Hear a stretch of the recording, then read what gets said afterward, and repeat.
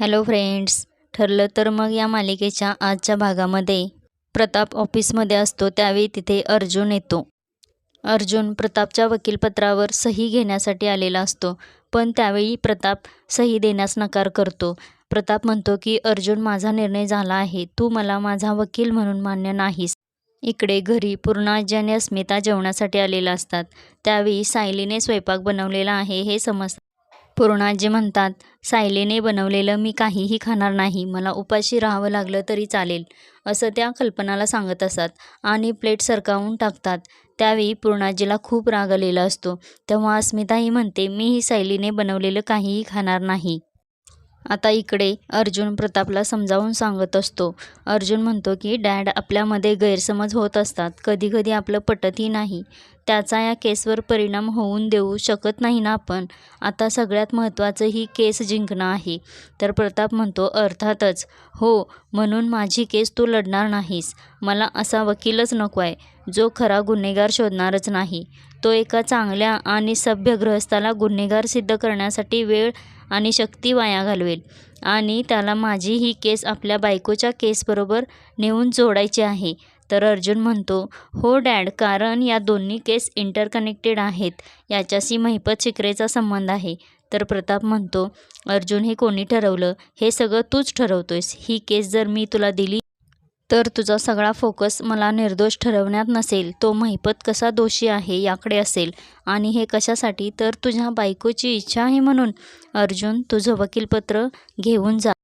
इकडे कल्पना पूर्णाईला सांगते की असं करू नका, आपणच आपल्या घरातील भांडण वाढवतोय. लगेच अस्मिता म्हणते, मम्मा, पूर्णाजी भांडण वाढवते असं म्हणायचं का तुला? तर कल्पना म्हणते, नाही ग अस्मिता, अर्थाचा अनर्थ करू नकोस, अशाने आपल्या घरामध्ये फूट पडेल. मग लगेच पूर्णाजीही म्हणतात, मी माझा निर्णय बदलणार नाही, आणि आत्ताही आपल्या घरामध्ये फूट पडली आहेच ना. मग सायली म्हणते, पूर्णाजी, मी हात जोडते, प्लीज तुमचा निर्णय बदला. आपल्या घरातील माणसांची मने जोडलेली आहेत, मग चुली वेगवेगळ्या नको. मग पूर्णाजी म्हणतात, तुला हेच हवं होतं ना, तुला आनंदच होत असेल. माझ्यासमोर नाटकं करू नको आणि माझ्यासमोर येऊसुद्धा नकोस. अस्मिता लगेच म्हणते, पूर्णाजी, तू हिला हकलून का देत नाहीस? तर पूर्णाजी म्हणतात, अगं तसं केलं तर अर्जुनही निघून जाईल ना. अस्मिता, जोपर्यंत अर्जुनच्या डोक्यावरचं हिचं भूत उतरत नाही ना, तोपर्यंत मी असं नाही करू शकत. नाही तर मी कधीच सायलीला घरातून काढून टाकलं असतं. तर कल्पना म्हणते, पूर्णाई, असं नका म्हणू, सायली खूप चांगली मुलगी आहे. मग अस्मिता म्हणते, मम्मा, अजून तू हिचीच बाजू घेतेस का? तर लगेच पूर्णाजी म्हणतात, कल्पना, घ्यायची तेवढी बाजू घे हिची, पण हिला माझ्यापासून लांब ठेव. आणि स्वयंपाक हिने केला असेल तर मी नाही जेवणार. तर मित्रांनो, पूर्णाजी तिथून रागाने जात असतात. तेव्हा कल्पना पूर्णाजीला थांबवते आणि म्हणते, मी असताना तुम्हाला उपाशी नाही राहावं लागणार, मी करते पटकन काहीतरी तुमच्यासाठी. मग पूर्णाजी खाली बसतात. तर मित्रांनो, सायलीला तर आता खूपच वाईट वाटलेलं असतं. इकडे अर्जुन प्रतापला म्हणतो, डॅड, तुम्हाला खरंच असं वाटतंय का? कोणतीही केस माझ्या बायकोला पाहिजे तशी लढेन. मला माहीत आहे की पूर्णाजीसारखा तुमचाही राग आहे सायलीवर, पण त्याचा परिणाम आपल्या केसवर होऊन नाही द्यायचा ना. तर प्रताप म्हणतो, आपली केस नाही, माझी केस. आणि तसंही अर्जुन, आजकाल तुझी बायको जे ठरवेल तेच तू करतोस. तिला एखादा माणूस गुन्हेगार वाटला की तू सुद्धा त्याच्याकडे बोट दाखवतोस. तू त्या मधुकर पाटलांची केस लढव, मी बघेन माझ्या केसचं काय करायचं ते. प्रताप अर्जुनचं काहीही ऐकून घेत नसतो. तो अर्जुनला जाण्यास सांगतो. इतक्यात रविराज आणि चैतन्य तिथं येतात. प्रताप म्हणतो, रविराज या, तुमचीच वाट बघत होतो. माझ्या स्टाफशी मी बोलून घेतले, तुम्ही त्यांचे स्टेटमेंट्स घेणार आहात ना. तसं मी त्यांना सांगितले. मित्रांनो, अर्जुन मग तिथेच असतो ना. तर रविराज म्हणतात, तुझा म्हणून माझी पहिली स्टेप हीच असणार आहे. आता अर्जुन रागाने तिथून निघून जातो. इकडे कल्पना पूर्णाईला नवीन स्वयंपाक करून जेवायला वाढते. पूर्णाजी जेवतात आणि कल्पनालाही आता तू जेवून घे असं म्हणतात. मग अस्मिता म्हणते, मम्मा, तू कोणता स्वयंपाक जेवणार? तू केलेला की तुझ्या सुनेने केलेला? मित्रांनो, मग कल्पना एका ताटामध्ये स्वतः केलेला स्वयंपाक थोडा वाढून घेते आणि सायलीजवळ जाऊन उभी राहते. सायलीलाही असं वाटत असतं की मी बनवलेला स्वयंपाक आता आईही खाणार नाहीत. इतक्यात कल्पना म्हणते की सायली, तू जे काही बनवलं आहेस ते माझ्या ताटामध्ये वाढ. मग सायली खुश होते आणि वाढते. तेव्हा कल्पना सायलीला सांगत असते की या परिस्थितीत मला दोन्ही बाजूंचा समतोल राखायला हवा ना. एकीकडे आईसारखी माझी सासू आहे आणि दुसरीकडे माझ्या मुलीसारखी सून आहे. हे बघून आता पूर्णाजीला राग येतो, कारण कल्पनाने सायलीची बाजू घेतलेली असते ना. आणि मग अस्मिताला घेऊन पूर्णाजी तिथून निघून जातात. मग सायली कल्पनाला म्हणते, आई, पूर्णाजी माझ्यामुळे खूप दुखावल्या गेल्या आहेत. तर कल्पना म्हणते, सायली, तुझी ही तळमळ आणि घर जोडण्यासाठीची धडपड लवकरच त्यांना दिसेल. तर विमल लगेच म्हणते, देव करो आणि तो दिवस लवकर येवो. इकडे अर्जुनला गाडीतून जाताना प्रतापच्या कंपनीतील संतोष महिपतच्या बंगल्याच्या बाहेर दिसतो.